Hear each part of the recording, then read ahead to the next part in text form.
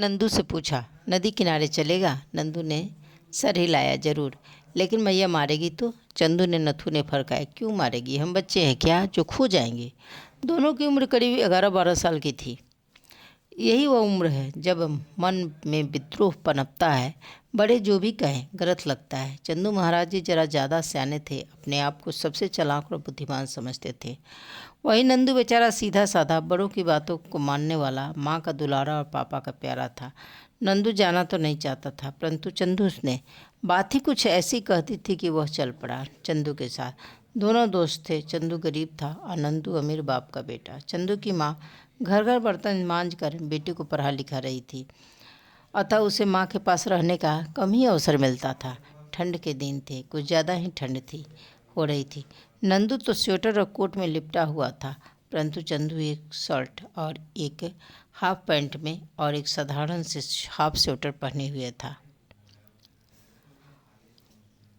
परंतु मस्त था। कोई ठंड की परवाह नहीं। दोनों बच्चे चले। नदी थोड़ी दूर थी। चलो रेस लगाएं, कहते हुए चंदू ने अपने खाली पैरों से दौड़ना शुरू कर दिया, पर नंदू के पैरों में जूते थे। वह चंदू के जितना तेज दौड़ नहीं पा रहा था। उसने एक युक्ति सोची, अपने पैरों के जूते को उछालते हुए फेंक दिया और चंदू के पीछे पीछे दौड़ पड़ा। हम जीत जाएंगे, कहते हुए नंदू आगे निकला। चंदू खुश हो गया कि मेरा दोस्त आगे निकला।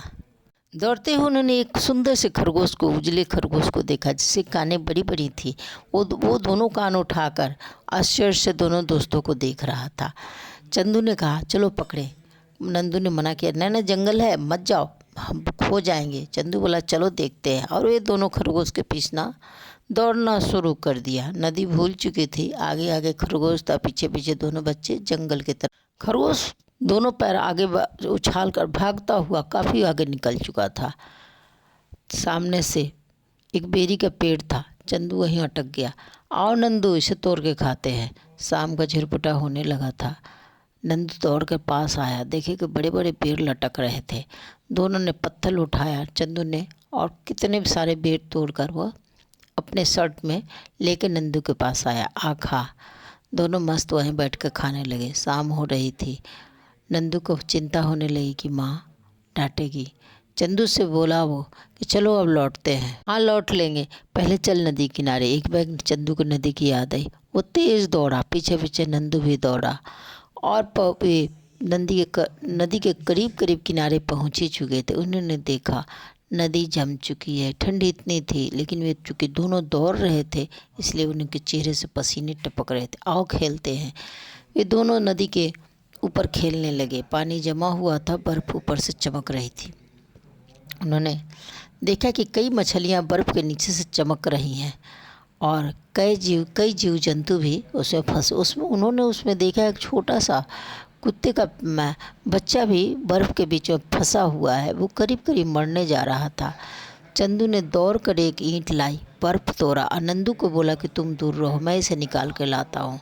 और उसने बर्फ़ को तोड़कर उस बच्चे को बाहर निकाला और चंदू ने उसे रगड़ना शुरू किया। नंदू आश्चर्य से उसे देख रहा था कि वो क्या कर रहा है।